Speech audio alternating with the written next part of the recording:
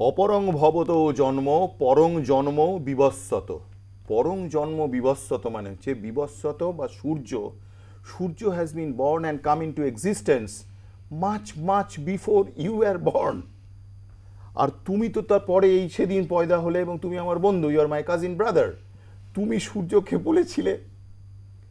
তো তখন বলছেন যে that you are talking all trash or like a mad person, এটা আমি বলতে পারছি না।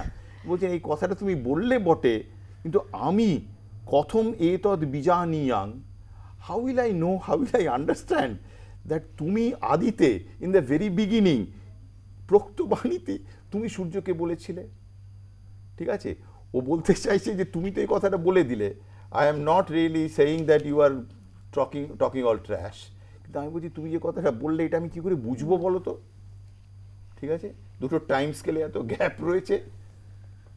এটা কিন্তু ইস ওয়ান ওয়ে অফ সেইং যে একজন কাউকে আমরা, এটা খুব ভালো, দিস ইজ অলসো একটা বিহেভিয়ারাল দিস থিং, যে সেটা হচ্ছে কেউ যদি এসে খুব ট্র্যাশ কোনো কথা বলে বা ইললজিক্যাল কথা বলে, তাকে যদি বলা যায় that you are talking all illogical things, stupid things, তাহলে সে অ্যাজিটেটেড হয়ে যাবে।